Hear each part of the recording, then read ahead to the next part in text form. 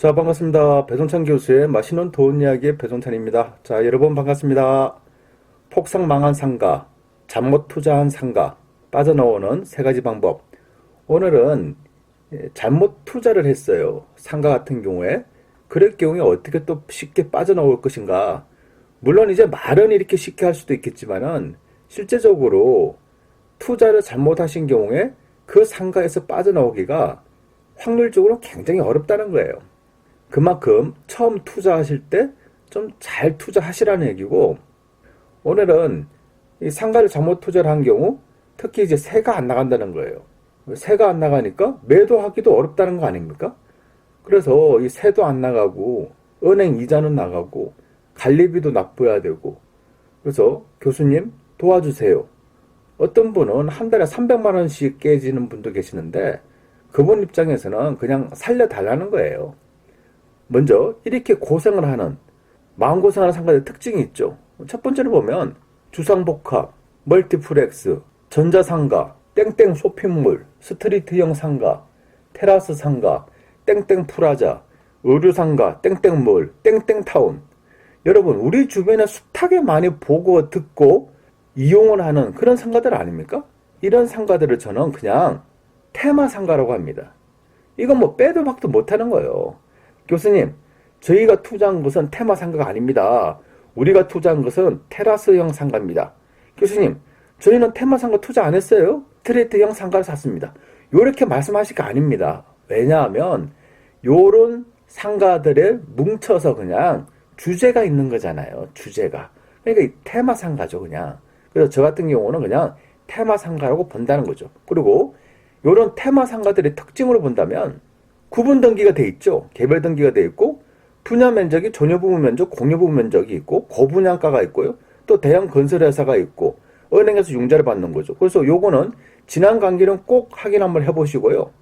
그래서 테마 상가들을 잘못 들어가면 관리비에서 깨지고 은행 이자에서 깨진다는 거예요. 여러분이 노후 대책으로 해가지고 그냥 한 달에 한 100만 원, 200만 원 월세를 목표로 들어갔지만은 세입자가 들어와야지 월세를 받을 수 있는 거예요. 세입자가 없다면 월세도 당연히 없다는 겁니다. 그럼 월세가 안 들어오면 끝이 아니잖아요. 관리비 납부하셔야죠. 은행 이자 납부하셔야죠. 즉, 이런 데 투자를 하면 절대 안 된다는 겁니다. 꼭 명심하세요. 그럼 어차피 이렇게 사면 안 되는 거 샀다. 그래서 빠져나가는 방법이 중요한 거죠. 또 그래요. 제가 이렇게 말을 한다고 해서 이러한 방법들이 여러분들이 100% 잘못 투자한 거에 대해서 빠져나올 수 있다. 이렇게 말은 못하는 거죠. 다만 그나마 이렇게라도 노력을 해보니까 그나마 나가더라는 거죠. 또 안 나갈 가능성이 더 많아요. 근데 그냥 가만히 계시는 것보다 요렇게라도 행동으로 옮길 때 그나마 나갈 확률이 높았다는 거예요. 그래서 이제 말씀을 해드린 거예요. 그렇다면 이 잘못된 상가 빠져나오는 그 첫 번째 방법입니다. 먼저 부동산에 던져야 되겠죠. 그런데 여러분들이 생각하시는 그 상가 주변에 있는 부동산은 던지나 마나예요. 부동산에 던지라는 경우에는 그냥 전국에 있는 부동산에 다 던져 놓으라는 겁니다. 특히 서울하고 수도권 위주로 해서 많이 좀 던지셔야 돼요. 왜 그러냐면 지역에 있는 부동산들은 한계가 있어요. 그리고 지역에 있는 부동산에 이렇게 던져 놓으면 그분들은 이렇게 말을 하는 경우도 있죠. 아니 그거 누가 사요? 아니 그거 어떤 세입자가 들어오겠어요? 그냥 이렇게 말을 하는 거예요. 접수장부에 이렇게 기재만 하고 이런 식으로 말을 하죠. 왜 그러냐라고 하면 그 부동산 사장님들도 그 지역을 안다는 거예요. 그 지역을 안다는 얘기는 요 금액에 세입자도 맞추기도 힘든데 어떻게 이거를 팔 수가 있겠냐, 그 말이라는 거죠. 여러분뿐만이 아니라 그 상가를 가지고 있는 다른 분들도 그 부동산에 가서 팔아달라고 이런 식으로 얘기를 미리 다 끝난 겁니다. 그리고 또 중요한 거 있잖아요. 왜냐하면 그 지역에 사는 사람들은 그 지역을 압니다. 알기 때문에 잘 안 사요. 왜? 그 지역이 어떤 지역인지를 아니까. 여러분도 한번 그 상가를 한번 왜 샀는지 한번 생각해 보세요. 여러분이 현재 그 상가 근처에 살고 계시나요?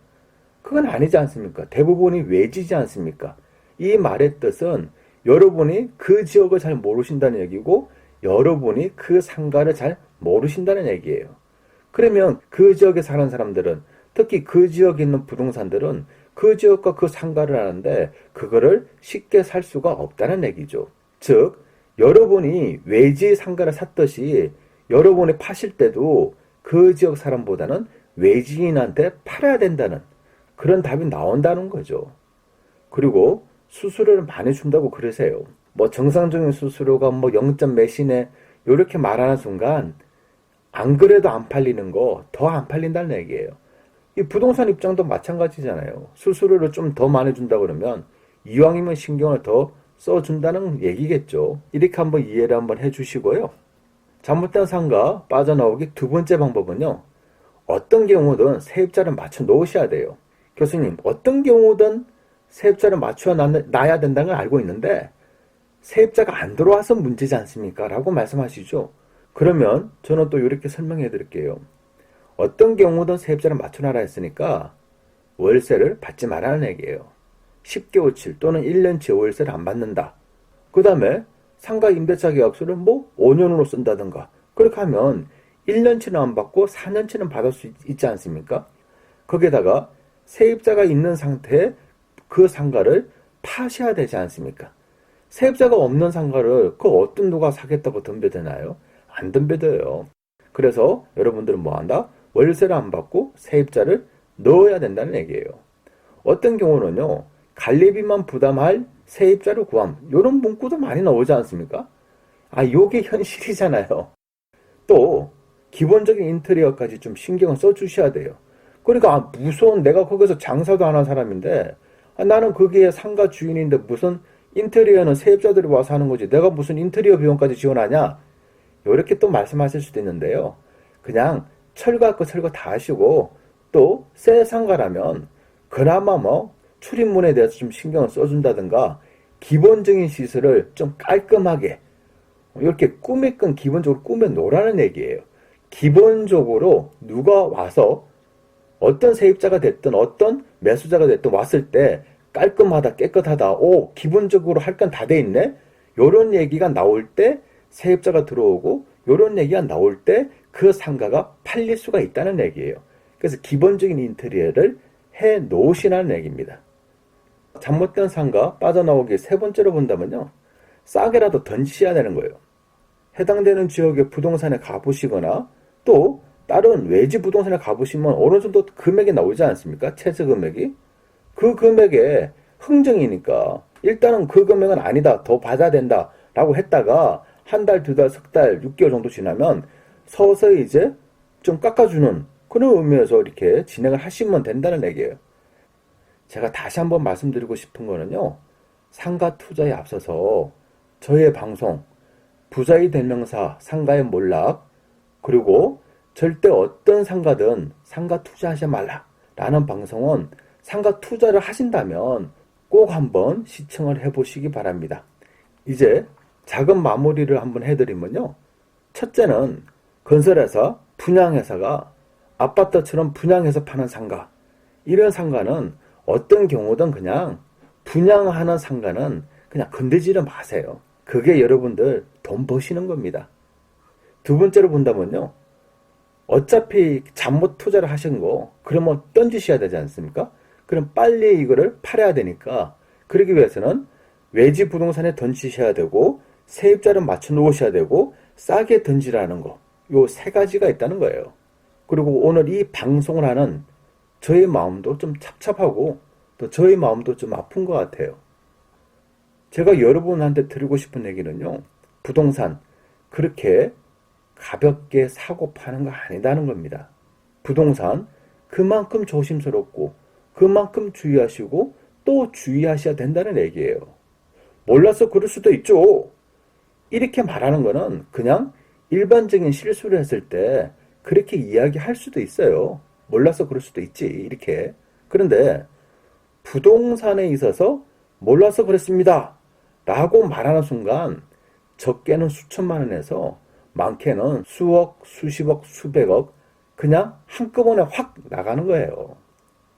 아프니까 청춘이다. 모르니까 청춘이다. 이런 말은 부동산에서는 절대 통하지 않습니다. 부동산에서는요, 아프면 더 아플 것이고 모르면 더 당할 뿐이다. 이게 부동산이에요. 이상까지 배종찬 교수의 맛있는 도움 이야기였습니다. 감사합니다.